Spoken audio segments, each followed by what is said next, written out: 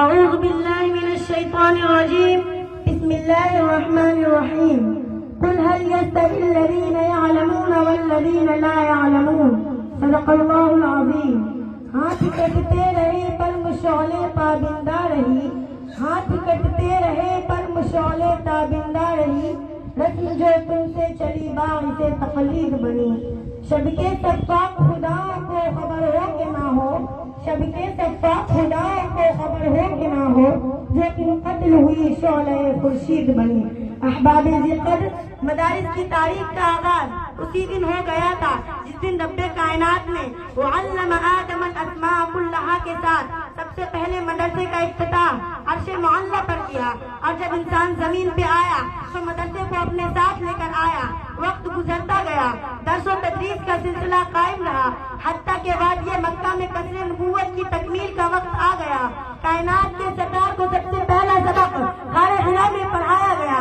جب آپ باہر تشریف لائے تو انما بعثت معلما کے اعلان عام فرما دیا. جب وادی یثرب میں پہنچے تو سب سے پہلے ایک دینی ادارہ کا صفہ کے نام سے آغاز کیا. صحابہ کا وہ مبارک دور آ گیا جسے مدارس کا سنہری دور کہا جاتا ہے. ہر طرف مدرسے ہی مدرسے قائم ہو گئے. کئی جامعہ عبداللہ بن مسعود، کئی جامعہ عبداللہ بن عباس، کئی جامعہ زید بن ثابت، کئی جامعہ عائشۃ البنین والبنات، کہیں وہ جامعہ عبداللہ بن عمر کہ جس کے سلیبس اور نصاب ہی یہی تھے. جمیع العلم فی القرآن لیکن تقاصر عنہ اصحاب الرجال.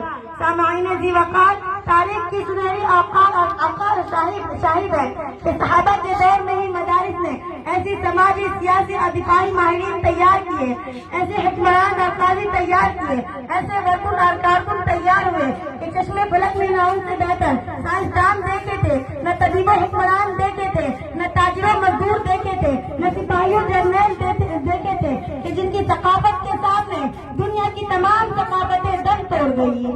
یہی وہ مدارس کے علماء اور فضلاء ہے جو عہد کے میدان میں اترے تو اپنی انفرادیت دکھائے، جب طریق کا رخ کیا تو اپنی کرسی ثابت کی، جب طریق سیاست کے میدان میں گئے تو اپنی امتیازت کے جھنڈے گاڑ دیے، جب دفاع قوم و وطن کی باری آئی تو قوم کے سر فخر سے بلند کر دیا، جب سائنس اور ٹیکنالوجی کے میدان میں قدم رکھے تو ایجادات کے ڈھیر لگا دیے، جب میڈیکل کے شعبے میں گئے تو صدیوں سے لا علاج مرض قابل علاج قرار پائے.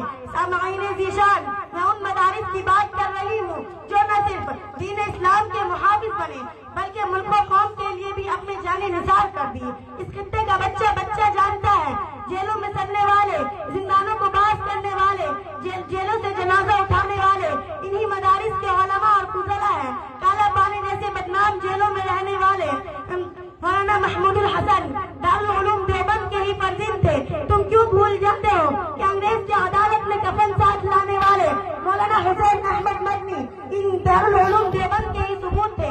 تم کیوں بھول جاتے ہو فتنہ عریانیت کے سب سے پہلا مقابلہ کرنے والے انہی مدارس کے علماء اور فضلاء تھے.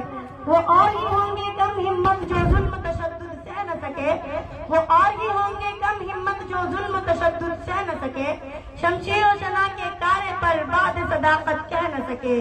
یہ چشم فلک نے دیکھا ہے جو طاقت میں ہم سے بڑھ کر تھے، یہ چشم فلک نے دیکھا ہے جو طاقت میں ہم سے بڑھ کر تھے.